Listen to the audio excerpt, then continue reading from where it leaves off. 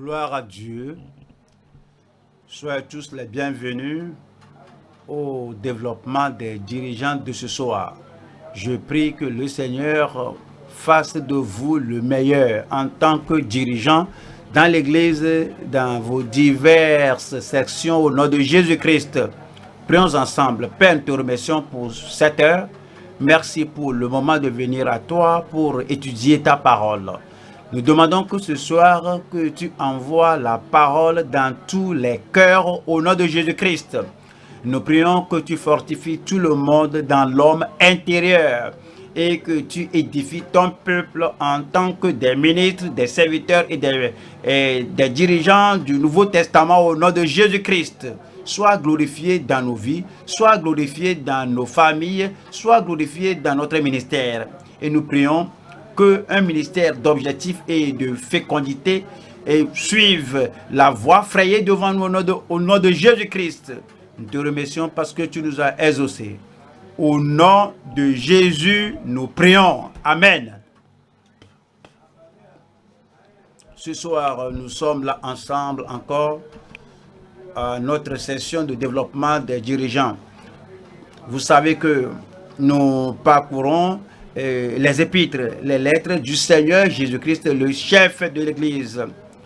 À chaque ange de l'Église, à chaque dirigeant de l'Église, à chaque ministre de l'Église.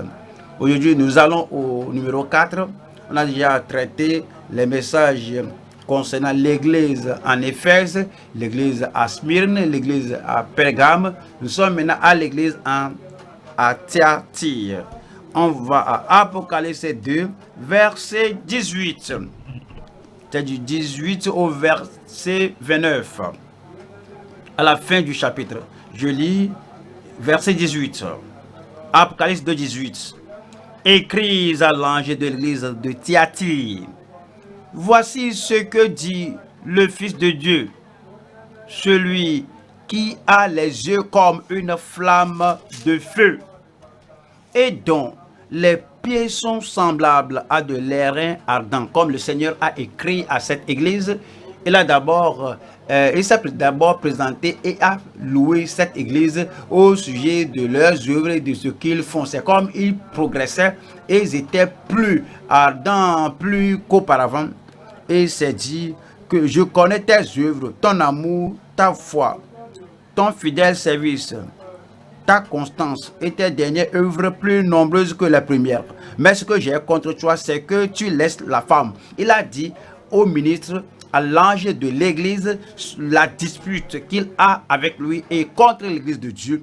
Et après, il a donné la parole d'instruction, la parole de commandement. Et lui a dit ce qu'il faut faire et comment il faut traiter les gens qui sont fermes et comment il faut traiter les compromettants. C'est le même message que le Seigneur nous envoie aujourd'hui. Le message d'aujourd'hui est intitulé « Purifier l'Église des corrupteurs contagieux ». Purifier l'Église d'une corruption contagieuse. Nous allons voir 3 points. Comme on voit le message, numéro 1, c'est la déclaration et la perfection du Christ conquérant. Christ a triomphé de la mort, du tombeau, et il est ressuscité triomphalement. Il est apparu à ses disciples avec des preuves ineffables. Et qui c'est moi, c'est le Christ, le même Christ qui était mort, qui était enseveli et ressuscité après 40 jours avec des révélations ineffables à ses disciples. Il est monté au ciel et sans aucune aide d'un avion ou d'une chose donnée, il est monté au ciel. Il a vaincu. Maintenant, il est assis à la droite de Dieu dans les cieux. La déclaration qu'il a faite est la perfection de ce Christ conquérant. 2. La souillure et la pollution par les corrupteurs contagieux. La souillure et la pollution par les corrupteurs contagieux. Il y a des corrupteurs dans cette église-là, l'église à Thyatire. Et ces corrupteurs n'ont pas commencé tout seuls après être corrompus par le diable, ils s'en allaient et corrompre les autres. partout où la corruption se trouve, on va découvrir que celui qui est corrompu devient un corrupteur. Non seulement ça, la corruption devient contagieuse. C'est-à-dire, cela contamine les autres. Ça va d'une personne à une autre personne. C'est pourquoi ce n'est pas bon de laisser un corrupteur, un rétrograde, un compromettant dans l'église. Parce que la personne qui est là, laissée comme ça, parce que la personne est corrompue, cette corruption va se propager vers les autres sections de l'église. Troisième point, c'est la diligence et la pureté des vainqueurs impactants. Si on va vaincre, il faut le courage de cœur, d'esprit, d'action, de disposition. Il faut le courage dans tous les angles. Et le courage partout et là où se trouve et avec personne, avec tout le monde. Si on va vaincre, c'est ce à quoi le Seigneur appelle chaque église. Et à la fin du message, à la fin de l'épître, à la fin de la lettre, il dit, la lettre qu'il a écrite aux églises disant que celui qui vaincra, que celui qui vaincra, c'est-à-dire le courage, et celui qui vaincra, il faut la diligence, il faut la pureté. Il faut la pureté et pour vaincre. Je prie que vous triomphez au nom de Jésus-Christ. Il y a la diligence et la pureté des vainqueurs impactants. Nous allons voir numéro 1, la déclaration et la perfection du Christ conquérant. Nous retournons à Apocalypse chapitre 2, verset 18. Écrit à l'ange de l'église de Thyatire. Voici ce que dit le Fils de Dieu. Celui qui a les yeux comme une flamme de feu et dont les pieds sont semblables à de l'airain ardent. Verset 19. Je connais tes œuvres, ton amour, ta foi, ton fidèle service, ta constance. Ça parle de la persévérance et tes dernières œuvres plus nombreuses que les premières. Voici ce qu'on connaît de Christ. C'est la divinité de Christ en tant que fils de Dieu. La divinité de Christ en tant que fils de Dieu. C'est la domination de Christ en tant que l'épée de Dieu. La domination de Christ en tant que l'épée de Dieu. Et verset 19, on a vu 3 maintenant, c'est le discernement de Christ et le projecteur de Dieu. Alors, numéro 1, la divinité de Christ et le Fils de Dieu. La divinité de Christ est le Fils de Dieu. Voici, c'est le seul lieu où le Fils de Dieu apparaît dans le livre de l'Apocalypse. Dans d'autres passages, c'est le Fils de l'homme. Ici, on a parlé de Fils de Dieu. Pourquoi il se présente en tant que Fils de Dieu? C'est à cause de sa divinité. Écrit à l'ange de l'église de Thyatire. Voici ce que dit le Fils de Dieu. Jean, chapitre 5. Jean 5, verset 25. Jean 5, 25. En vérité, je vous le dis, l'heure vient et elle est déjà venue, où les morts entendront la voix du Fils de Dieu. Moïse ne pouvait pas parler de cette manière et il n'était qu'un simple homme. Josué ou les prophètes de l'Ancien Testament ne pouvaient pas parler de la sorte, ni aucun des apôtres n'avait pu parler de la sorte parce que Paul n'avait pu dire que l'heure viendra où les morts entendront la voix de l'apôtre et il ne pouvait pas dire cela. Mais le Fils de Dieu, à cause de sa divinité, il est plus grand que tout homme, il est plus grand que tous les hommes de toutes les générations. Il est le Fils de Dieu. Il a dit que le temps viendra, l'heure vient et elle est déjà venue où les morts entendront la voix du Fils de Dieu et ceux qui l'auront entendu vivront. Cela est spécifique avec le Seigneur Jésus-Christ à cause de sa divinité. Verset 26 dit, car comme le Père a la vie en lui-même, ainsi il a donné au Fils d'avoir la vie en lui-même. Vous savez, la vie de toute autre personne dépend de Christ, dépend de Dieu, dépend du Créateur. Mais lui, celui qui n'a pas été créé, celui qui est éternel, celui qui est divin, il dit que le Père a la vie en lui-même. Ainsi, il a donné au Fils d'avoir la vie en lui-même. Verset 27. 27 dit, et il lui a donné le pouvoir de juger. L'autorité totale, le pouvoir absolu, le pouvoir éternel, le pouvoir universel. Et Dieu lui a donné au Fils de Dieu le pouvoir de juger. Parce qu'il est Fils de l'homme. Fils de Dieu, Fils de l'homme. On va aux Hébreux chapitre 4. Verset 14. Et Hébreux 4. 14. Ainsi, puisque nous avons un grand souverain sacrificateur qui a traversé les cieux, Jésus le Fils de Dieu, demeurons fermes dans la foi que nous professons. Ouais, il est allé aux cieux, il n'est pas resté là-bas comme au niveau des anges. Il est assis à la droite de Dieu, à la droite de gloire de Dieu, à la gloire de Dieu là-bas, parce que Jésus est le Fils de Dieu. Chapitre 7, verset 3, nous parle de ce Fils de Dieu. Et il est sans père, sans mère, sans généalogie. Il n'a ni commencement de jour, ni fin de vie, mais il est rendu semblable au Fils de Dieu. Ce Melchisédek demeure sacrificateur à perpétuité. C'est la divinité de Jésus-Christ. On va à 1er Jean, chapitre 3, verset 8. Ça nous dit que celui qui pêche est du diable, car le diable pêche dès le commencement. Car le Fils de l'homme a apparu afin de détruire le Fils de Dieu. C'est Jésus-Christ, c'est le chef de le prince de notre salut, c'est le divin Emmanuel, Dieu avec nous. Et que le Fils de Dieu a apparu afin de détruire les œuvres du diable. Afin de détruire les œuvres du diable.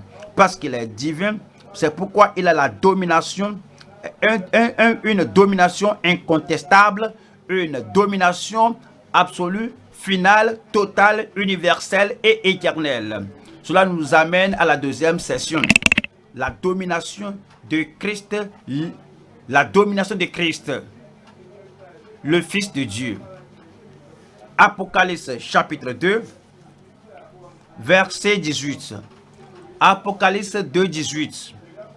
Écris à l'ange de l'église de Thyatire. Voici ce que dit le Fils de Dieu, celui qui a les yeux comme une flamme de feu, et dont les pieds sont semblables à de l'airain ardent. Apocalypse chapitre 1, verset 14. Christ est décrit ici dans sa gloire, dans sa majesté, dans sa puissance incontestable et dans son autorité incontestable, dans sa domination universelle. Sa tête et ses yeux étaient blancs comme de la laine blanche, comme de la neige. Ses yeux étaient comme une flamme de feu. 15. Ses pieds étaient semblables à de l'airain ardent, comme s'il avait été embrasé dans une fournaise, et sa voix était comme le bruit de grandes eaux. Pour que vous compreniez l'implication de ceci, que voici le Christ, voici le Fils de Dieu, et il s'est décrit comme une flamme venant de sa bouche, de son visage. Il a parlé de ses pieds comme s'il s'est embrasé dans une fournaise. Voyons Daniel 7, verset 9. Daniel 7, verset 9. Daniel 7, verset 9. Je regardais pendant que l'on plaçait des trônes, et l'ancien des jours, c'est le Dieu Tout-Puissant, et l'ancien des jours passe assis. C'est le Dieu Tout-Puissant ici. Son vêtement était blanc comme la neige, et les cheveux de sa tête étaient comme de la laine pure. Son trône était comme des flammes de feu, et les roues comme un feu ardent. Verset 10 dit, un fleuve de feu coulait, et sortaient de devant lui. 1000 milliers le servaient et 10 000 millions se tenaient en sa présence. Les juges s'assirent et les livres furent ouverts. Verset 13 nous dit: je regardais pendant mes visions nocturnes, et voici sur les nuées des cieux arriva quelqu'un de semblable à un fils de l'homme. C'est le Seigneur Jésus-Christ ici. Il s'avança vers l'ancien des jours. Ici, on a sur les nuées des cieux arriva quelqu'un de semblable à un fils de l'homme. Il s'avança vers l'ancien des jours et on le fit approcher de lui. Verset 14. On lui donna la domination. Ici, on lui donna ici notre Christ, notre vainqueur, le prince de notre salut, le Fils de Dieu, le Fils de l'homme, celui qui est avec le Père de l'éternité, l'origine de l'éternité, celui qui est admirable, et la domination sera sur son épaule. On lui donna la domination, la gloire et le règne, et tous les peuples, les nations et les hommes de toute langue le servirent. Sa domination est une domination éternelle qui ne passera point, et son règne ne sera jamais détruit. Alors c'est très clair à chacun de nous que ce Jésus sera le pouvoir final, l'autorité finale. Il a cette domination universelle et sans conteste. Il est le juge final. Acte des apôtres. Acte 17, verset 31. Parce que acte 17, 31, parce qu'il a fixé un jour où il jugera le monde selon la justice par l'homme qu'il a désigné, qu'il a oint, qu'il a nommé, ce dont il a donné à tous une preuve certaine en le ressuscitant des morts. Et nous dit en 2 Thessaloniciens chapitre 1 verset 7, parlant de cette domination que Christ aura et l'autorité finale que Christ aura. 2 Thessaloniciens chapitre 1 verset 7, et qui dit: et de vous donner à vous qui êtes affligés du repos avec nous. Avez-vous de problèmes, de souffrances, de défis, quel que soit le défi, ayez du repos avec nous. Lorsque le Seigneur Jésus apparaîtra du ciel avec les anges de sa puissance. Voyez ce qu'il fera. Au verset 8, au milieu d'une flamme de feu, et pour punir ceux qui ne connaissent pas Dieu et ceux qui n'obéissent pas à l'évangile de notre Seigneur Jésus-Christ. Alors, il va révéler tous ceux qui n'obéissent pas à l'évangile de la grâce, ceux qui n'obéissent pas à l'évangile de la paix, ceux qui ne sont pas obéissants à l'évangile de Dieu, ceux qui n'obéissent pas à l'évangile de la justice. Ils ne sont pas obéissants à l'évangile. Et c'est-à-dire que le Seigneur, lorsqu'il viendra, alors il va détecter tout le monde et il va juger, il va rétribuer, il va punir tous ceux qui ne connaissent pas Dieu et qui n'obéissent pas à l'évangile de notre Seigneur Jésus. Comment saura-t-il? Il connaît tout, ce qui nous amène à la session, le discernement de Christ, le projecteur de Dieu. Il est le Fils de Dieu, il est l'épée de Dieu, il est la lumière de Dieu, le projecteur de Dieu. Apocalypse chapitre 2, verset 19. Je connais tes œuvres.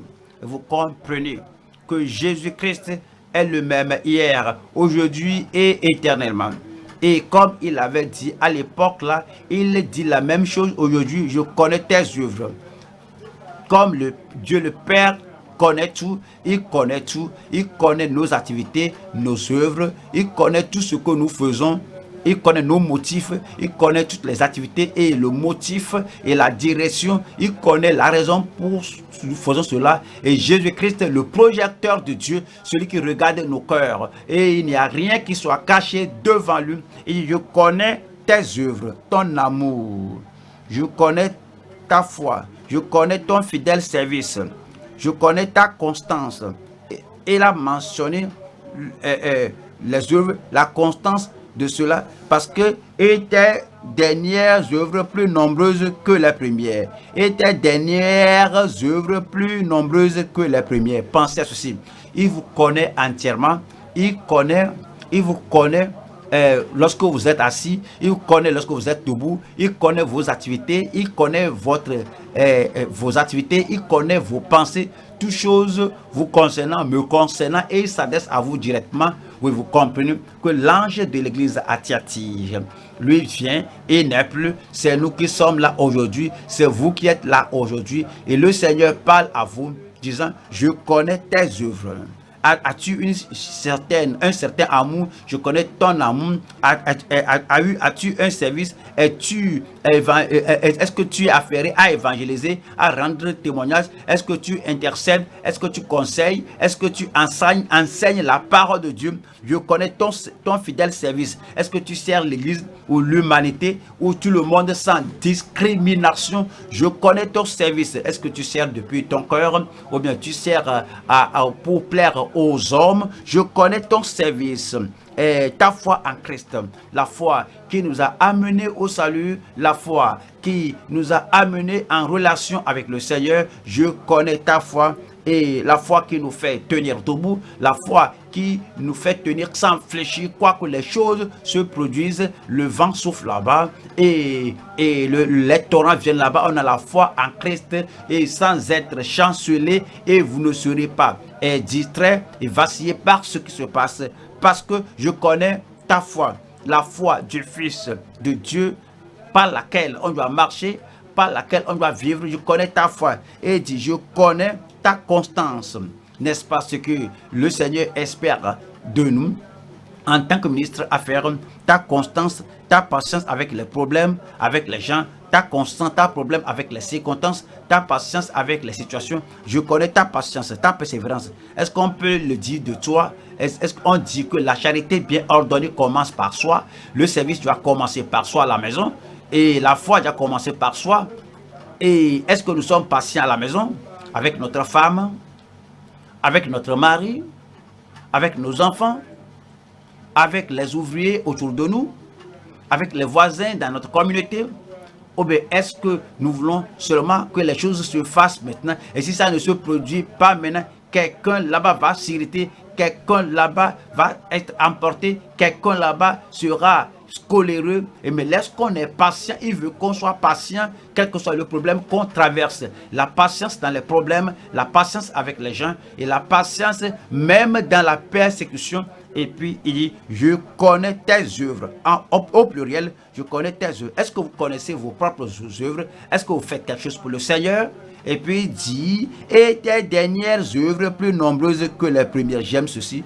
Vous devez apprécier cela, que cet ange, ce ministre, que ce dirigeant dans l'église de Thyatire, ouais, ces dernières œuvres sont plus nombreuses que les premières. Est-ce que vous voyez les gens? Ouais, en général, les gens ralentissent lorsqu'ils vieillissent. Avant, ça va travailler 2 ans, 3 ans, 5 ans, 10 ans, 30 ans. Alors les gens ralentissent et leurs dernières œuvres seront moindres que les premières. Mais Dieu m'espère que comme nous croissons, on a plus de connaissances. Lorsqu'on croit, lorsqu'on grandit, on a plus de persévérance. Lorsqu'on croit, on a plus de patience, plus de force, plus de focalisation, plus d'objectifs. Et le Seigneur doit être à mesure de dire de toi, de dire de moi, de dire de nous que vos dernières œuvres plus nombreuses que les premières. Quelle louange le Seigneur a-t-il pour lui? Le point est que le Seigneur connaît tout. Jérémie 17, verset 9. Le Seigneur dit que le cœur est tortueux par-dessus tout. Ça dit, parfois votre cœur peut vous louer que vous faites bien, alors que vous ne faites pas bien. Et parce que le cœur est tortueux par-dessus tout et il est méchant. Qui peut le connaître? Verset 10 dit que celui qui connaît le cœur. Moi, l'Éternel, j'éprouve le cœur, je sonde les reins, pour rendre à chacun selon ses voies, selon le fruit de ses œuvres. Et nous connaît entièrement et nous ne pouvons pas nous cacher à ses yeux. Et au fait, Jérémie 23, verset 23, Jérémie 23, verset 23 nous dit: ne suis-je Dieu que de près, dit l'Éternel, et ne suis-je pas aussi Dieu de loin? Est-ce que je vois seulement des choses de près et que je ne vois pas des choses de loin? Voilà la réponse au verset 24. Quelqu'un tiendra-t-il dans un lieu caché sans que je le voie, dit l'Éternel? Ne remplis-je pas moi les cieux et la terre, dit l'Éternel? Et que je connais une chose au ciel, toute chose sur la terre, toute chose partout, quel que soit le lieu de ce monde, toute chose dans toutes les générations, toute chose dans votre localité là-bas, toute chose dans votre famille là-bas, toute chose dans votre cœur là-bas, toute chose partout où on se trouve. Le Seigneur connaît tout. Les bonnes choses, il les connaît. Les mauvaises choses, il les connaît. Les choses louables, il les connaît. Les choses méprisables, il les connaît. Et il connaît tout. Et dit: ne remplis pas moi les cieux et la terre, dit l'Éternel. Jean, chapitre 16, verset 30. Et si les disciples parlaient au Seigneur Jésus et disent que maintenant nous savons que tu sais toutes choses. Soulignez cela dans votre Bible. Nous savons que tu sais toutes choses. Tout ce que les gens font derrière le rideau, tu sais toutes choses. Tout ce que les gens font derrière la porte fermée, toutes choses que les gens projettent, les projets, les plans des gens, nous savons que tu sais toutes choses. La raison d'être ici, la raison pour ne pas être là, c'est dit, nous sommes sûrs, nous savons que tu sais toutes choses et que tu n'as pas besoin que quelqu'un t'interroge. C'est pourquoi nous croyons que tu es sorti de Dieu. Voyons chapitre 31, verset 17. Et en relation avec Pierre et Christ, il dit la troisième fois que Pierre, fils de Dieu, m'aimes-tu?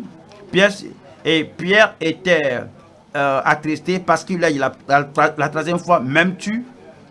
Et il dit: Seigneur, tu sais que tu connais, tu sais toutes choses. Seigneur, tu connais toutes choses. Tu ne dois pas être là. On ne doit même pas ouvrir la bouche pour parler. Tu connais tout, tu sais tout. Nous ne devons pas faire sortir nos pensées avant que tu ne le saches. Tu sais toutes choses. Tu connais la disposition du cœur, l'intention du cœur, les plans du cœur. Tu connais tout ce qui concerne la vie de n'importe qui est partout. Et lorsque le jour du jugement viendra, tu manifesteras cette connaissance. Et c'est dit: tu sais toutes choses, tu sais que je t'aime. Sur la base de cela, Jésus lui dit: paie mes brebis. Hébreux chapitre 4, Hébreux 4, verset 12. Et il parle de la parole de Dieu, la parole qui sort de la bouche de Dieu. Car la parole de Dieu est vivante, active et efficace, plus tranchante qu'une épée quelconque à deux tranchants, pénétrante jusqu'à partager âme et esprit, jointure et moelle. Elle juge les sentiments et les pensées. Elle juge, elle discerne, elle juge tous les sentiments et les pensées du cœur. Verset 13. Cela rendu très clair. Nulle créature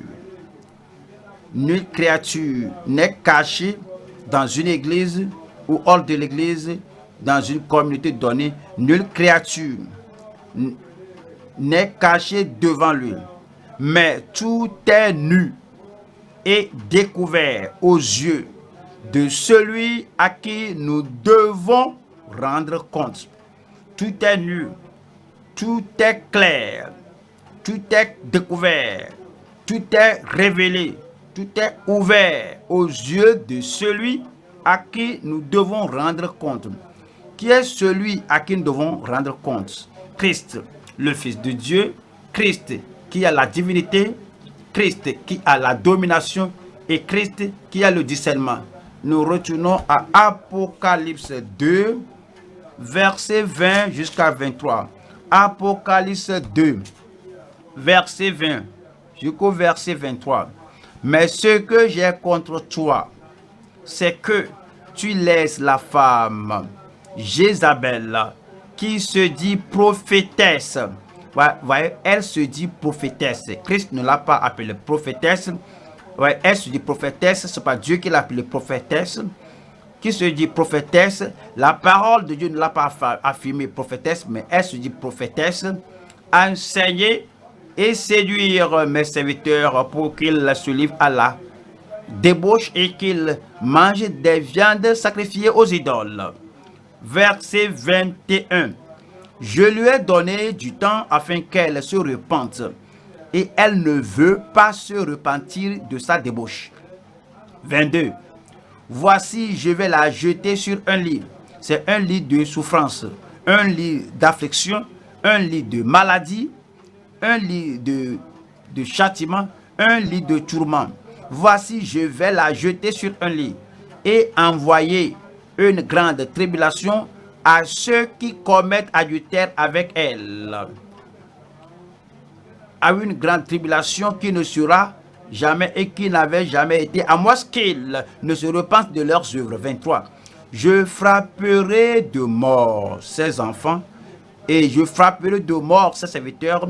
Je frapperai de mort, je jugerai, je détruirai ses convertis, ceux qui sont disciples, qui sont enfants de Jézabel. Je frapperai de mort ses enfants. Et toutes les églises connaîtront que je suis celui qui sonde les reins et les cœurs. Et je rendrai à chacun de vous selon, et je rendrai à chacun de vous sans exception, je rendrai à chacun de vous selon ses œuvres. Nous allons voir trois choses ici. Numéro 1, la grande transgression. La grande transgression. 2, la grande tribulation. 3, le grand tourment. Numéro 1, la grande transgression d'un compromettant sans restriction. Qui est celui-là? L'ange de l'église là. Mais ce que j'ai contre toi, l'ange de l'église, le dirigeant de l'église, le ministre de l'église là-bas, celui qui se tient au devant de cette église-là, qui enseigne aux autres, qui prêche aux autres, qui fait l'œuvre de Dieu, mais faire l'œuvre de Dieu et négligemment, alors le personne est devenu un compromettant, il est demeuré un compromettant, il est actif, et il rend service, il est dévoué, il est plus affairé, mais comme nous l'avons dit la semaine passée, il a fermé les yeux sur les choses qui se produisaient au sein de l'église. Mais ce que j'ai contre toi, c'est que tu laisses, tu permets cette femme-là, la femme Jézabel, qui se dit prophétesse, enseigner, séduire, enseigner et amorcer, en tirer et attirer des gens vers le péché, à enseigner et séduire mes serviteurs. Qui sont ces ouvriers-là? Qui sont ces prédicateurs dans l'église-là? Qui sont ceux qui dirigent avec le grand dirigeant, le grand pasteur de l'église. Enseigner et séduire mes serviteurs pour qu'ils se livrent à l'impudicité, à la débauche.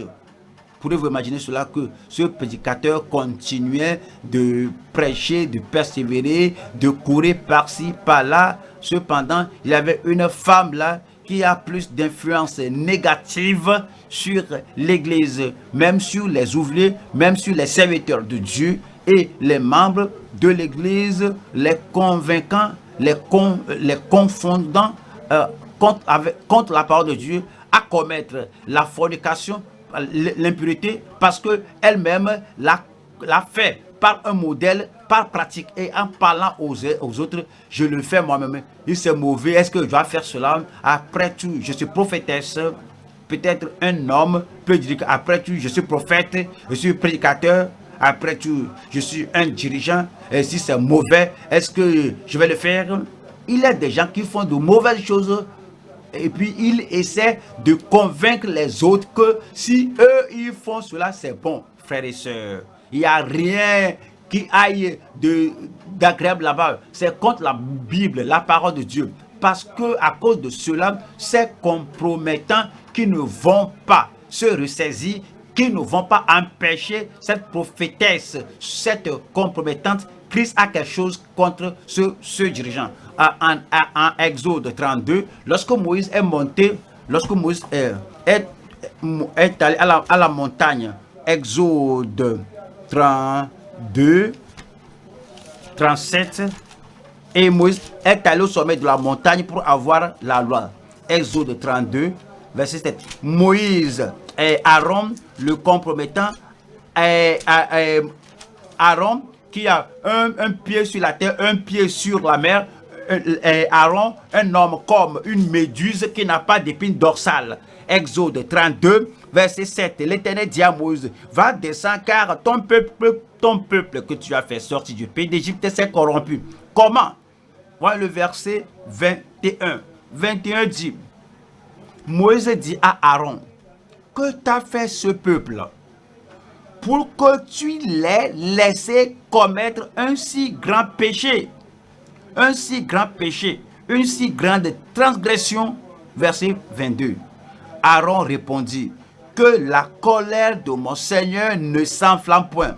Tu sais toi-même que ce peuple est porté au ciel, au mal. Tu connais leur pression, je ne peux pas les braver.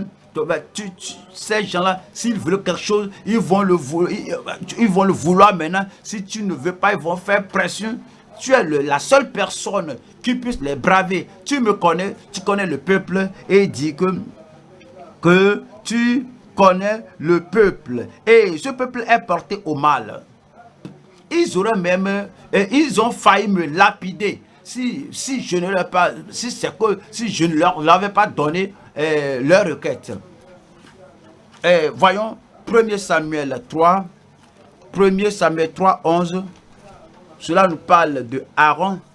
1 Samuel 3, 11. 1 Samuel 3, 11. Alors l'Éternel dit à Samuel, voici, je vais faire en Israël une chose qui étudiera les yeux, les oreilles de quiconque l'entendra. En ce jour, j'accomplirai sur Élie tout ce que j'ai prononcé contre sa maison. Je commencerai et j'achèverai. Quel est le problème? Qu'est-ce que Élie a fait? Quelle était l'action d'Élie qui a irrité le Seigneur et qui a dit que toutes les promesses que je lui ai données seront supprimées, tout privilège que je lui avais donné lui sera ôté, j'apporterai le jugement sur lui et sur sa maison. Et tout œil, toute oreille plutôt qu'il entendra s'étudiera. 13. Je lui ai déclaré que je vais punir sa maison à perpétuité à cause du crime dont il a connaissance et par lequel ses fils se sont rendus méprisables sans qu'il les ait réprimés. Vous savez ce que le Seigneur dit ici? Il dit que lorsque nous permettons à nos enfants de polluer le ministère, de détruire le ministère, de souiller le ministère, lorsque nous laissons nos fils, lorsque nous permettons à nos filles de rendre à l'envers les normes de la part de Dieu, on dit que on prend ça comme une affaire familiale, que ces enfants-là, on leur parle, ils ne vont pas écouter. Ces enfants, on les conseille, ils ne vont pas écouter. Et ces enfants-là montrent de mauvais exemples. Où est-ce que les enfants font? Celui-ci et celle-ci est enceinte, est engrossé avant le mariage. Celui-ci a engrossé une autre personne. Celui-ci a ceci avec, celui-ci fait la convocation avec les gens. Celui-ci fait ceci et cela. Celui-ci s'implique dans les tricheries. Qu'est-ce que je peux faire maintenant? Vraiment, je vieillis. Je veux être doux. Je veux être affable. Mais ces enfants, en tout cas, je vous laisse entre les mains de Dieu. Dieu dit qu'il va juger un tel pasteur, un tel dirigeant. Peut-être c'est la femme qui influence le mari, comme Jézabel avait influencé Akab de façon négative. Alors la femme est venue, la femme dit quelque chose, la femme agit, mais l'homme ne dit rien de négatif. Tout ce que la femme fait, la femme tourne le ministère à l'envers et il détruit toutes choses. Les paroles, les saines doctrines de la parole sont contredites par la femme et la femme enseigne aux autres personnes. Les gens disent que même si la femme du pasteur pourrait faire cela, on ne l'appelle même pas Jézabel, on l'appelle maman en Israël, on l'appelle notre mère dans le Seigneur. Et si la femme là détruit les normes, les standards, la parole de la sainteté, la parole de la pureté, personne ne veut y croire parce que la femme de ce pasteur renverse tout, détruit tout et met tout dans la boue. Et l'homme dit que c'est ma femme, et c'est ma femme, c'est ma chérie, et qu'est-ce que je peux faire? C'est l'enfant de mes enfants, c'est elle qui me nourrit. Mais le Seigneur dit, mais tu es devenu un compromettant et tu es comme un Akab qui ne pouvait rien faire à cause de l'influence négative de Jézabel. Le Seigneur dit que ce soit ton fils, que ce soit ta fille, que ce soit sinon ta femme chérie, ou bien que ce soit ton frère, ou bien une personne si proche de toi qui va détruire le standard, les normes de la part de Dieu, et que tu n'as pas le courage et l'épine dorsale pour parler aux gens qui veulent détruire la parole de Dieu. Le Seigneur dit que je ferai quelque chose, je jugerai, et tout œil qui entendra s'étudiera. Et voyons cette Jézabel de l'Ancien Testament. 1er roi 21. 1er roi 21, verset 20. Akab dit à Élie, m'as-tu trouvé mon ennemi? Oui, voici. Oui, Akab prenait Élie pour ennemi parce que la femme lui a parlé à Akab que je n'aime pas comment lui, chaque fois il est direct, et moi je n'aime pas comment lui parle, chaque fois il confronte comment il a menacé et traité les prophètes de Baal. C'est la seule chose qui me tourmente. Lui, alors, c'est la chose que j'ai amenée en Israël, lui là tu es effacé. À cause de cela, Akab, le mari, Akab a pris Élie comme un ennemi et dit que m'as-tu trouvé mon ennemi? Et il répondit, je t'ai trouvé parce que tu t'es vendu pour faire ce qui est mal aux yeux de l'Éternel. Tu t'es vendu, tu t'es livré au mal devant le Seigneur. Et le verset 25 dit, il n'y a eu personne qui se soit vendu comme Akab pour faire ce qui est mal aux yeux de l'Éternel. Et Jézabel, sa femme, l'y excitait.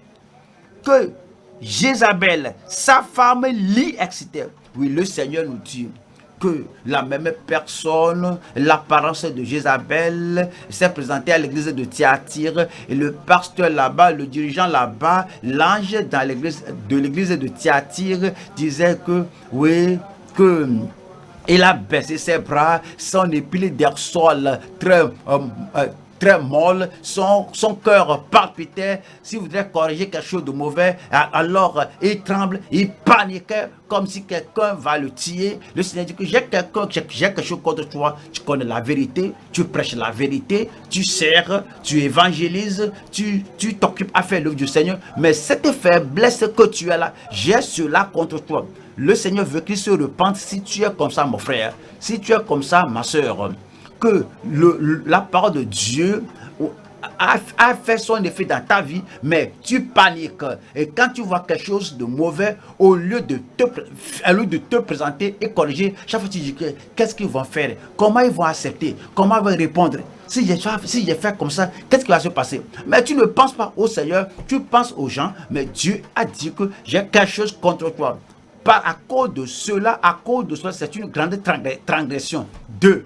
la grande tribulation. Apocalypse 2, 20. Apocalypse 2, nous lisons le verset 20. Mais ce que j'ai contre toi, c'est que tu laisses la femme Jézabel, qui se dit prophétesse, enseigner et séduire mes serviteurs pour qu'ils se livrent à la débauche. Attendez. Si vous commettez la fornication, il ne faut pas dire que telle personne m'a influencé. Tu as ta Bible, tu peux lire Marc 7, 21 à 27. Tu as ta Bible, tu peux lire Romains 1, verset 28 à 32. Tu as ta Bible, tu peux lire 1 Corinthiens chapitre 6, verset 9 à 10. Tu as ta Bible, tu peux lire Galates chapitre 5, verset 19 à 21.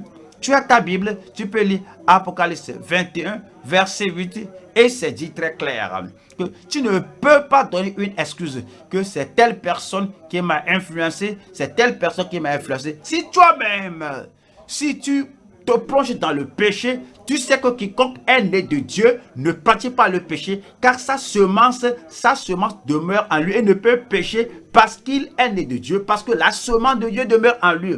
Mais pour ces gens-là, ils permettent à quelqu'un de leur enseigner, de les séduire à commettre la fornication et à manger des choses sacrifiées aux idoles. Verset 21. Je lui ai donné du temps afin qu'elle se repente. Je lui ai donné du temps, mais il ne s'est pas repenti et elle ne veut pas se repentir parce que peut-être le message, le pasteur a prêché le message et il ne s'est pas repenti.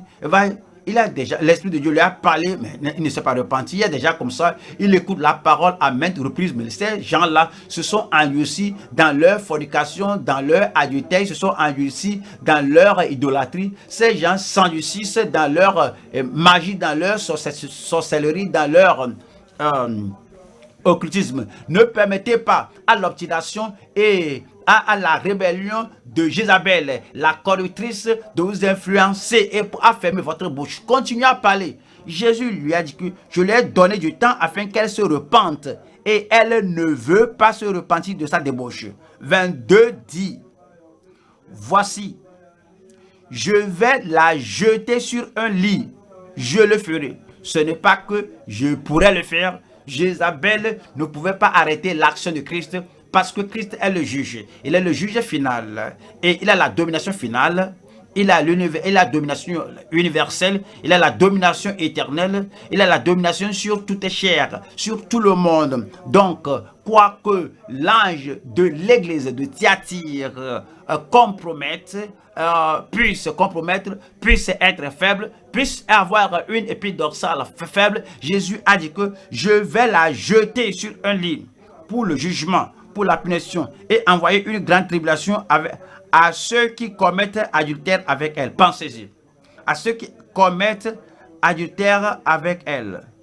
C'est comme cette Jézabel là-bas ne va même pas se laisser à sa femme, à son mari seul. Chaque fois, elle se laisse à tous. Partout elle va, s'il a pris contact avec un homme, il fait tout. Elle fait tout pour attirer les gens dans le mal. Et tous ces gens-là, le Seigneur dit qu'il aura un jugement éternel sur eux. Et ceux qui commettent adultère avec elle, à moins. Voici les paroles de Jésus-Christ, à moins qu'ils ne se repentent de leurs œuvres.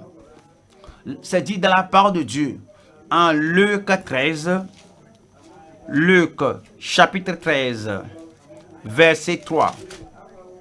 Que je vous le dis, Luc 13, verset 3. Non, je vous le dis, mais si vous ne vous repentez, vous périrez tous également. Si vous ne vous repentez pas, vous périrez. Verset 5 de Luc 13, 5 dit non, je vous le dis. Mais si vous ne vous repentez, vous périrez tous également. C'est dit qu'il y aura l'indignation, il y aura la colère pour ceux qui ne se repentent pas de leurs péchés. Romains 2, verset 4, Romains 2, 4, Romains 2, 4, Romains 2, 4, Romains chapitre 2, verset 4, Ou méprises-tu les richesses de sa bonté, de sa patience et de sa longanimité, ne reconnaissant pas que la bonté de Dieu te pousse à la repentance? Oui, la promesse de Dieu, la bonté de Dieu, l'amour de Dieu, la paix de Dieu, la miséricorde de Dieu demeure là. Mais l'amour de Dieu ne doit pas être prise à la légère pour acquis, que Dieu est amour, quelque chose, ce qui se passe, je vais m'en sortir. Non, cette bonté de Dieu, cet amour de Dieu, cette douceur de Dieu vous conduit à la repentance. Verset 5 qui dit, mais par ton endurcissement et par ton cœur impénitent et par ta rébellion, par ton obstination, par ta désobéissance et par ton cœur impénitent, par ton endurcissement et par ton cœur impénitent, tu t'amasses un trésor de colère pour le jour de la colère et de la manifestation du juste jugement de Dieu, qui rendra à chacun selon ses œuvres. Au lieu d'être humble, au lieu d'être contrit, au lieu de se repentir, au lieu de se donner au Seigneur, mais ils argumentent contre la vérité, ils contredisent la vérité, ils opposent la vérité. Ils réservent mais, verset 8, mais l'irritation et la colère à ceux qui, par esprit de dispute, sont rebelles à la vérité et obéissent à l'injustice. Verset 9, tribulation et angoisse sur toute âme d'homme, tribulation et angoisse, douleur, peine, jugement sur toute âme d'homme qui fait le mal, sur le juif premièrement, puis sur le grec. Lorsque cela se passe, qu'est-ce qui va arriver? Alors, on a l'autre session, le grand tourment désigné pour les compagnons impurs. Apocalypse 2, verset 22. Voici, je vais la jeter sur un lit. Et 23, je frapperai de mort ces enfants, les gens qui sont corrompus à cause de ces actions, à cause du conseil inique. Verset 23, je frapperai de mort ces enfants. Et toutes les églises connaîtront que je suis celui qui sonde les reins et les cœurs. Et je rendrai à chacun de vous selon ses œuvres. Il nous dit ici, il y aura le jugement à la fin de la vie. Même dans cette vie, il y a le jugement. Parce que Dieu regarde tout ce qu'on fait et Christ sonde toutes choses. Et il veut qu'on soit juste. C'est pourquoi on est sauvé. C'est pourquoi Jésus s'est livré à la croix du Calvaire. Alors il ne veut voir quelque chose. Il ne veut pas une mauvaise influence sur quelqu'un. Il ne veut pas que la fausse doctrine supprime, annule la puissance de la croix dans votre vie, quand vous soyez jeté à la dégradation, au mal. Et Hébreux 2, 1, Hébreux 2, 1, Hébreux 2, 1. C'est pourquoi nous devons d'autant plus nous attacher aux choses que nous avons entendues, de peur que nous ne soyons emportés loin d'elles. Verset 2. Car si la parole annoncée par les anges a eu son effet, et si toute transgression et toute désobéissance ont reçu une juste rétribution, comment échapperons-nous? Comment échapperons-nous? Tous ces disciples de Jézabel, comment échapperont-ils? Et Jézabel elle-même, comment échappera-t-elle? Et Judas Iscario et les gens qui sont venus corrompre les autres, comment échapperont-ils? Samson et Delilah, comment échapperont-ils? Et ceux qui ont amené la corruption à la maison de Dieu, ceux qui amènent la souillure et ceux qui détruisent et souillent le corps de Christ et le peuple de Christ et les doctrines de la Bible, comment échapperont-ils? Et ceux qui amènent l'adoration de Baal, l'adoration des idoles et le fait de manger la consommation des choses sacrifié aux idoles, la fornication du monde, la pornographie du monde. Il la met ça à l'église. Comment ils vont se repentir si on ne néglige pas? Comment vont-ils, alors il y aura le jugement pour ces gens-là, ces compagnons impurs. Comment échapperons-nous en négligeant un si grand salut? Le salut annoncé d'abord par le Seigneur nous a été confirmé par ceux qui l'ont entendu. Voyons Hébreux 10, verset 29. Hébreux 10, verset 29, qui dit: de quel pire châtiment? De quel pire châtiment? Alors, vous voyez, ceux qui vivaient au temps de Sodome et Gomorrhe, il avait le châtiment pour ceux qui faisaient ceci. De quel pire châtiment? De quel terrible châtiment? De quel douloureux châtiment? De quel pire châtiment pour Corée, Abiram, Dathan? C'était un grand châtiment parce qu'ils ont contredit la vérité. De quel pire châtiment? Ceux qui étaient dans l'ancienne alliance, dans l'ancien testament, qui ont vu l'œuvre de Dieu, mais qui se sont plongés dans l'idolâtrie, dans l'occultisme. Ils sont allés à l'idolation des idoles, ils sont allés à l'adoration de Baal. Le jugement était venu sur eux. Arrivé à la nouvelle alliance, et Christ est mort pour nous.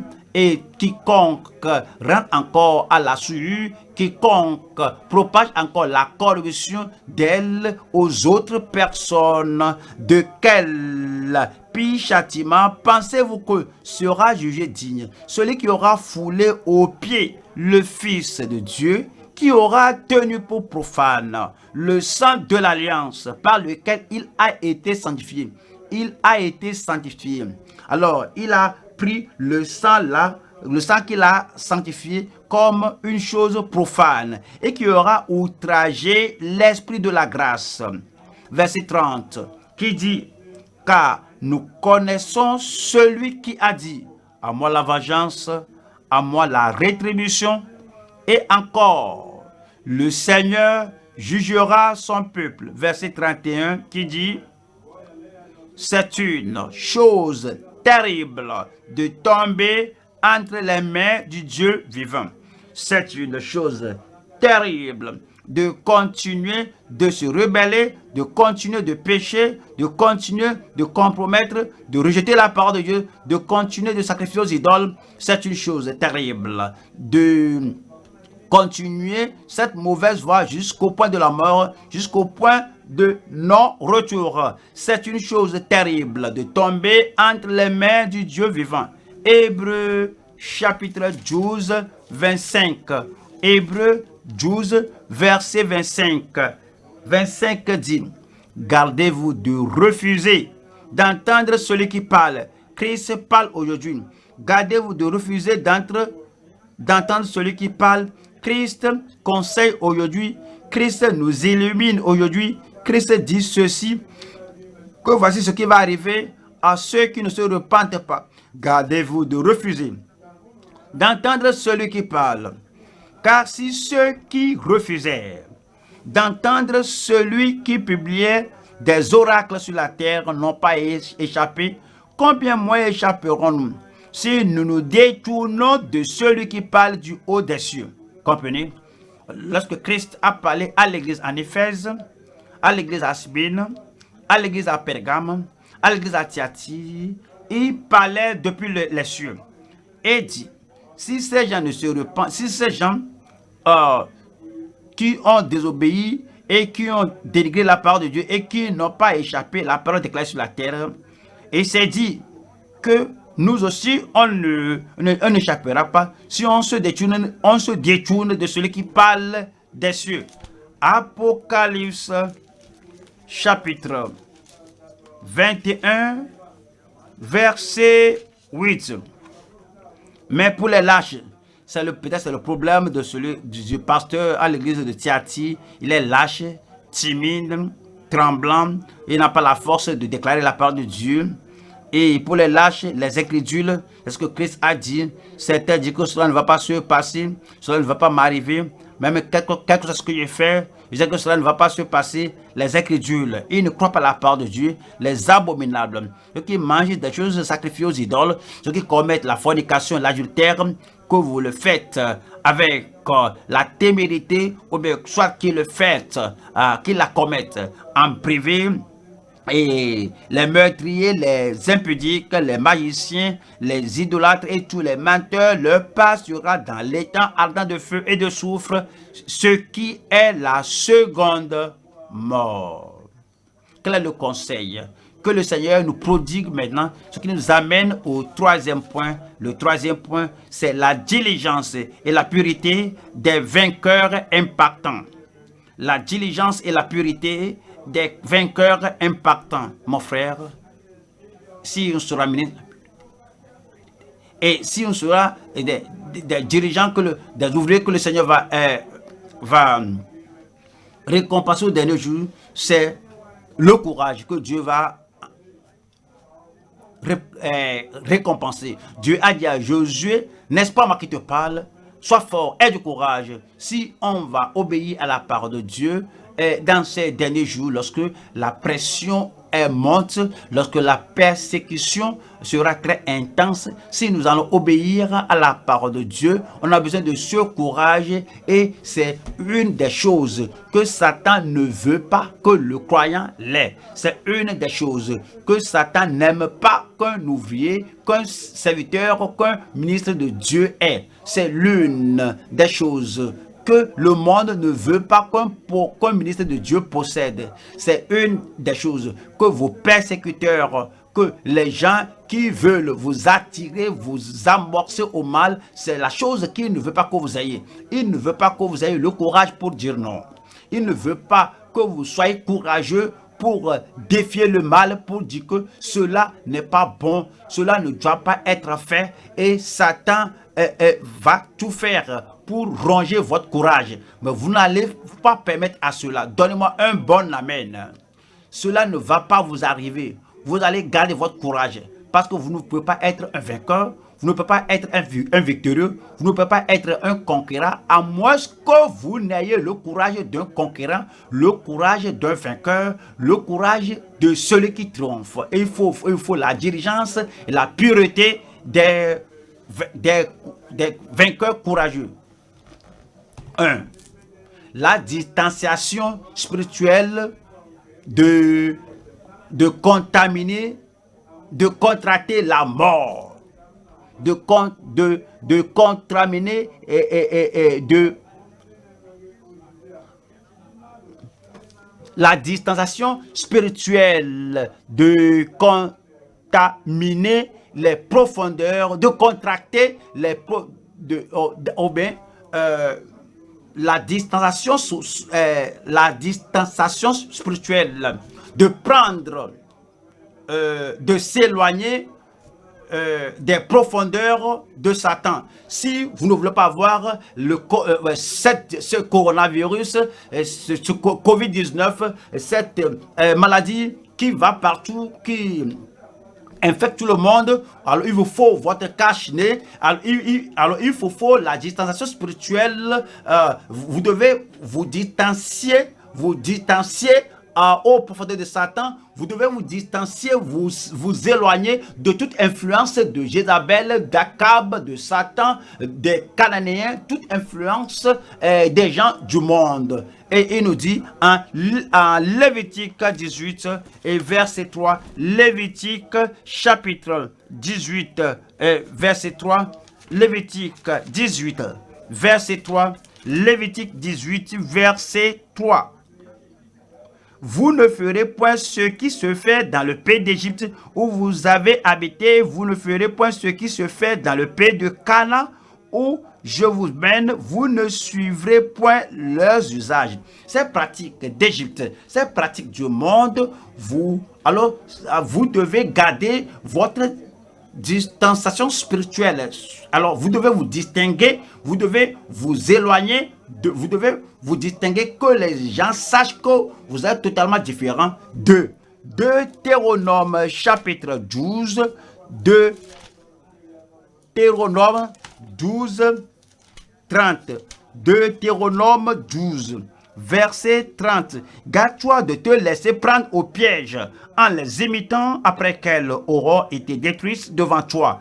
Garde de t'informer de leur Dieu et de dire comment ces nations servaient-elles leur Dieu. Et moi aussi, je vais faire de même. Il faut garder votre distance. 31. Tu n'agiras pas ainsi à l'égard de l'Éternel, ton Dieu, car elles servirent leur Dieu en faisant toutes les abominations qui sont odieuses à l'Éternel, et même elles brûlaient au feu leurs fils et leurs filles en l'honneur de leur Dieu. Deutéronome chapitre 18. Nous lisons le verset 9 qui dit là-bas, c'est très clair et c'est bien stipulé que nous devons garder notre distance, qui dit, lorsque tu seras entré dans le pays que l'Éternel ton Dieu te donne, tu n'apprendras point à imiter les abominations de ces nations-là. Faut pas lire leurs livres, faut pas écouter leurs discussions, faut pas écouter leur actualité et les choses brillantes qu'elles disent.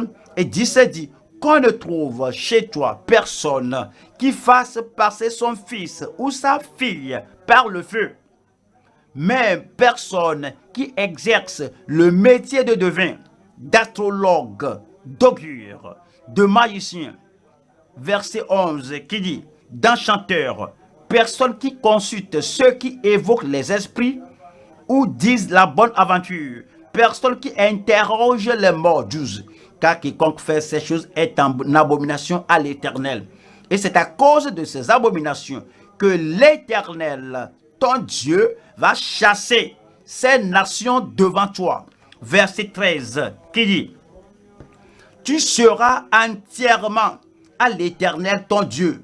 Tu seras entièrement à l'Éternel ton Dieu. Comment cela peut se produire? Il faut garder ta distance spirituelle de toutes choses et de tout ce qui te contaminera. Voilà la deuxième partie maintenant.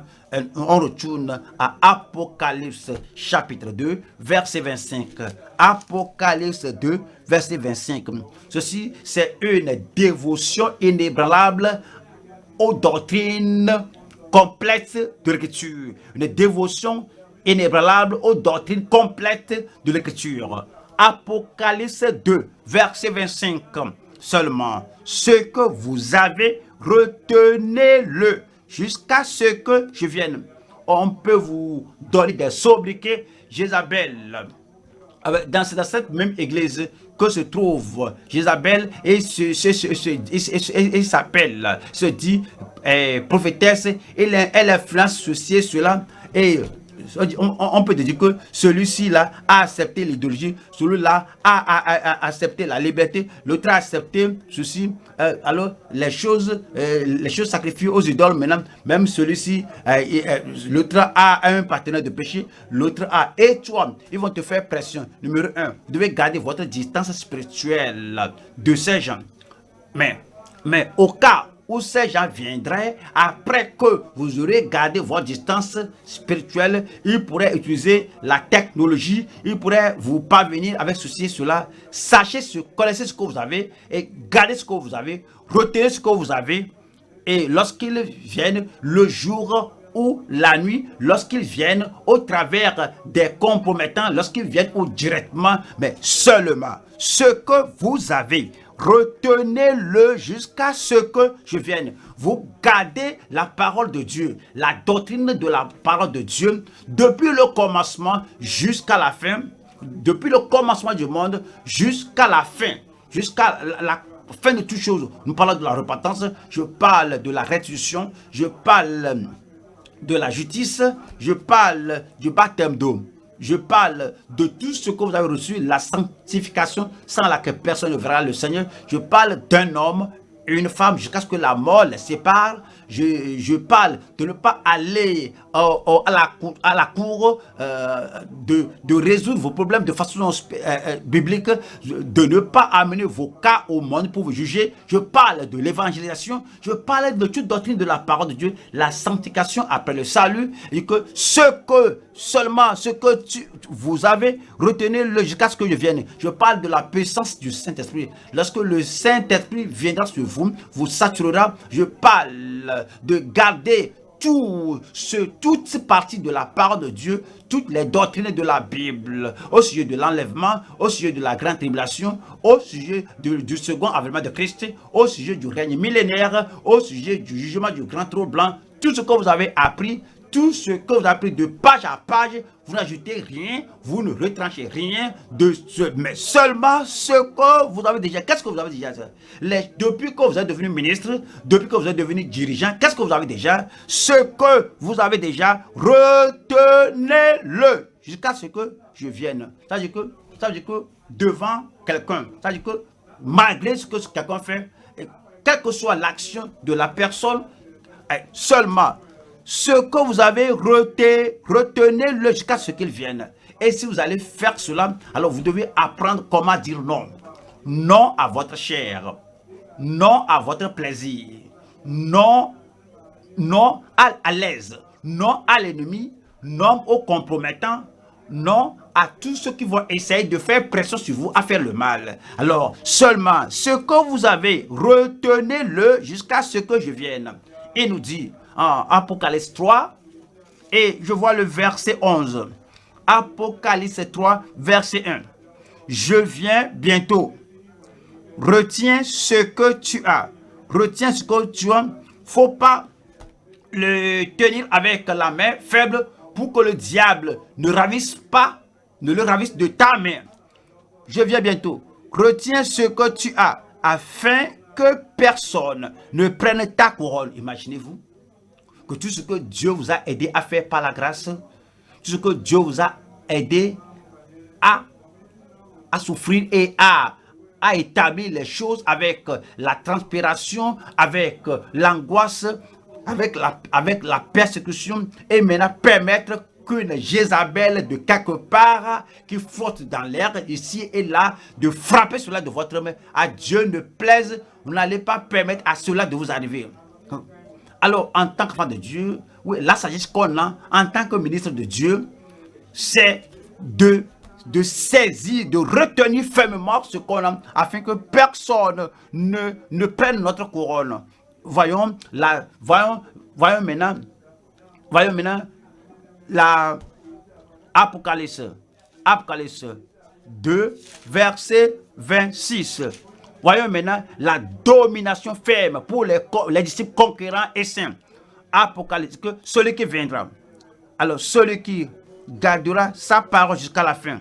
Comme vous comprenez un vainqueur, celui qui gardera sa parole jusqu'à la fin. Comment vous comprenez celui qui est vainqueur, celui qui garde sa volonté jusqu'à la fin. Celui qui vaincra et qui gardera ma parole jusqu'à la fin. À lui, je lui donnerai le pouvoir sur les nations. Et arrêtez. Il faut changer cela. Celui qui vaincra, celui qui ne vaincra pas, ouais, c'est ce qu'il a promis de donner à ceux qui vainquent et ceux qui ne vainquent pas. À celui qui ne vaincra pas, je ne lui donnerai pas mes œuvres jusqu'à la fin. Je ne lui donnerai pas le pouvoir. Il n'y a pas de récompense, il n'y a rien pour lui. Mais verset 27 qui dit: il les pètera avec une verge de fer. À celui qui vaincra et qui gardera jusqu'à la fin mes œuvres, je donnerai autorité sur les nations. Il les pètera avec une verge de fer, comme on brise les vases d'argile, ainsi que moi-même j'en ai reçu le pouvoir de mon Père. Deuxième partie. Celui qui ne vaincra pas et ne pètera pas avec une verge de fer, alors comme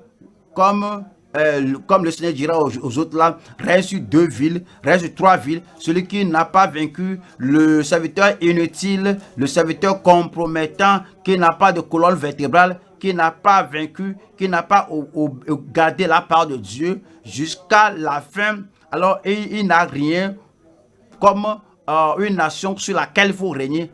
Alors, à celui qui vaincra, et je lui donnerai l'autorité, il lui donne le pouvoir, la domination, et il les pètera avec une verge de fer, comme on brise les vases d'argile, ainsi que moi-même. J'en ai reçu le pouvoir de mon Père. Et verset 28 dit: Et je lui donnerai l'étoile du matin.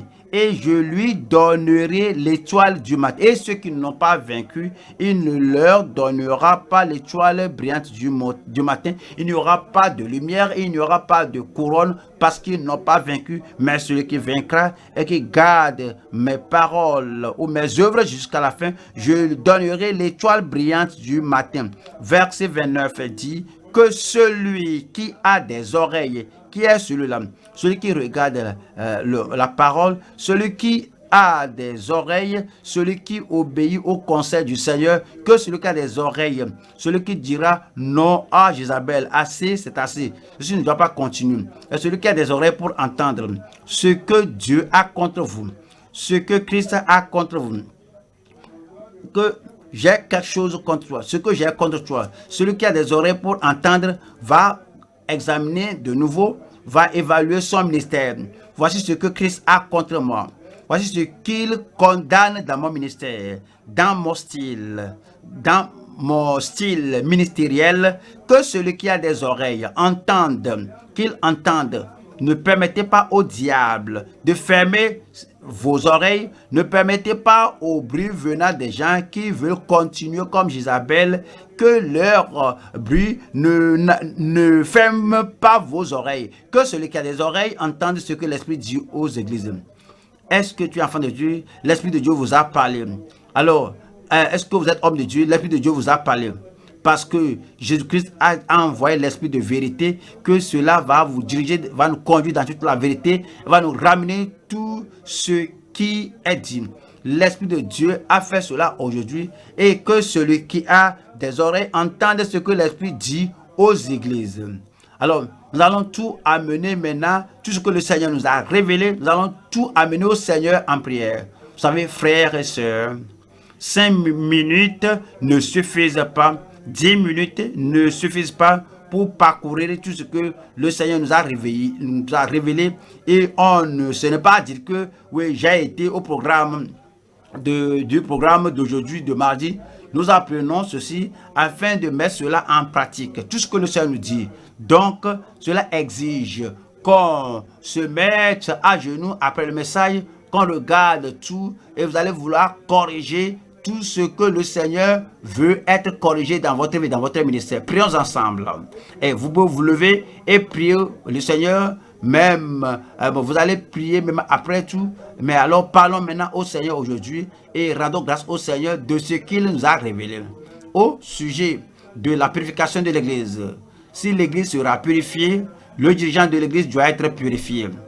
Purifié de toute compromission, purifié de toute contamination, purifié de toute maladie et qui rouge et qui parviennent de Satan. La purification du ministre, la purification des ministres, des dirigeants, la purification des ouvriers, la purification de toute session, la pureté de nos mains, la pureté de nos mains à travers la parole de Dieu, afin de porter de fruits agréables au Seigneur. Et il nous parle de la déclaration de la perfection de Christ, que le conquérant Christ, qu'il triomphe de toute faiblesse dans votre vie, que le Fils de Dieu triomphe de toute compromission dans votre vie, que votre cœur, votre esprit entende la parole de Dieu et que le cœur reprenne vie. Parce que c'est dit que nous attendrons la voix du Fils de l'homme et puis nous allons reprendre vie. Alors qu'il ait la domination en vous, que le feu venant de ses yeux brûle chaque paille, brûle tout ce qui n'est pas bon dans votre vie, tout ce qui n'est pas bon dans votre ministère, tout ce qui n'est pas bon dans votre comportement dans le ministère. Et puis, comme il discerne que je connais tes œuvres et qui discerne que je connais ta charité, ton amour, discerne je connais ta foi, il discerne je connais ton service, je connais ta constance et tes dernières plus que les premières. Est-ce qu'il vous dit cela? Alors tu dis maintenant que est-ce qu'il peut dire maintenant que tu es plus zélé, tu es plus honnête, tu es plus focalisé? Est-ce que tu peux dire que tes dernières œuvres sont plus nombreuses que les premières? Est-ce que tu peux dire que ton ministère, ta passion, ton enthousiasme, ta persévérance, ta compréhension aujourd'hui, ta focalisation aujourd'hui et ton but aujourd'hui à servir le Seigneur est plus que ce que cela était 10 ans passés, 20 ans passés? C'est le témoignage que le Seigneur a au sujet de cette église, qu'il a le même témoignage de vous. Mais il dit, ce que j'ai contre toi, ouais, tu es un dirigeant méduse, j'ai quelque chose contre toi, tu es un dirigeant, un dirigeant simple, une maman simple, douce, une maman mielleuse qui ne corrige personne, un papa mielleux qui ne dit jamais, qui ne corrige personne. Est-ce que c'est le type de dirigeant que vous êtes? Alors, il faut vous corriger, il faut vous réveiller pour vous tenir debout et faites ce que le Seigneur vous a ordonné. Si vous êtes quelqu'un qui plaît aux hommes, si vous êtes un prédicateur de Jézabel et vous ne pouvez pas corriger Jézabel, et Christ dit que ce que j'ai contre toi, si vous ne corrigez pas cela maintenant lorsque Christ viendra et que vous allez comparaître devant lui, alors il vous dira que je te l'ai dit, je te l'avais dit, mais tu ne l'as pas corrigé. Voici, j'ai ceci contre toi. Corrigeons cela pour dire, Seigneur, je n'empêchais pas les compromettants dans l'église, un dirigeant qui n'empêche pas ceux qui s'égarent dans l'église. Il ne faut pas attendre le jugement de ces corrupteurs impurs, des compagnons impurs. Le Seigneur nous dit de garder votre distance de ceux qui vont vous affaiblir. Faut pas faire d'eux vos amis intimes. Alors il faut vous distancier de ces gens-là. Alors, faut pas dire que vous voulez prendre votre position, être ferme, vous voulez être obéissant au Seigneur, mais votre amour, votre ami intime, c'est lui qui va vous faiblir. Alors, tu vas dire que oui, que je vais garder ma distance, je ne vais pas leur permettre de détruire ma vie, détruire mon ministère, détruire ma vie. Et devenez ferme. Et prenez la ferme. Alors, ayez une dévotion ferme sur la Bible et à toutes les doctrines de la Bible. Demandez au Seigneur de vous aider. Il a aidé Paul et il vous aidera. Il a aidé Jean le bien-aimé, va vous aider. Il aide certains d'entre nous malgré les défis. Le Seigneur va vous aider. Il a aidé Martin Luther tout seul. Le juge vivra par la foi. Il a aidé. Le Seigneur vous aidera. Il a aidé John Wesley. Sans la sanctification, personne ne verra le Seigneur. Il a prêché partout et il n'a jamais changé. Il n'a jamais compromis jusqu'à la fin. Il vous aidera. Alors, il a aidé Charles J. Finney, qui croit toujours à la parole et amenait le réveil partout qu'il allait. Il appelait les gens à la voie étroite partout où il se rendait. Il va vous aider, il peut, il le fera. Qu'on a appris la fois dernière de devenir un héros qui se tient tout seul, même si vous devez tenir tout seul pour la parole de Dieu, tenez. Et vous donnera la récompense au dernier jour, la domination ferme pour les disciples conquérants et saints. Alors, parlez au Seigneur que vous avez accepté la parole. Il ne faut pas ôter même un mot de ce que vous avez écouté aujourd'hui. Il ne faut rien ôter de ce que vous avez appris aujourd'hui. Il ne faut pas critiquer la parole. Il ne faut pas éditer la parole. Il ne faut rien même mettre de côté de la parole. Et c'est ce que le Seigneur veut nous dire aujourd'hui. Et voilà une situation désespérée. Et l'attention, il faut tout donner, toute attention que le Seigneur exige. Il faut être fidèle jusqu'à la fin, en gardant, en retenant sa parole fidèle jusqu'à la fin. Et grande sera votre récompense finale. Père, Nous te remercions aujourd'hui. Nous bénissons ton nom. Nous te remercions parce que tu as ouvert les pages de l'Écriture à chacun de nous. Tu nous as parlé comme en tant que dirigeant, mais de serviteur que tu aimes. Et nous prions, Seigneur, que nous acceptons ton amour, nous acceptons le défi et nous acceptons tout ce que tu nous as dit. Nous prions, Seigneur, par ton esprit, par ta grâce, par ta capacité, nous allons corriger tout ce qui doit être corrigé dans notre vie personnelle, dans notre relation, dans nos attitudes, dans nos actions, dans notre ministère, dans la fidélité et dans la diligence. Aide-nous à être ce que tu veux que nous soyons dans le ministère au nom de Jésus-Christ. Et nous prions, Seigneur, que la grâce abondante et suffisante, la grâce soutenante, que la grâce fortifiante soit accordée à chacun de nous. Aide-nous à tenir ferme en tant que ministère, à être des soldats effectifs et courageux de Christ. Aide-nous, Seigneur, à ne pas fléchir le genou devant Satan. Aide-nous à ne pas faiblir notre cœur devant Jézabel.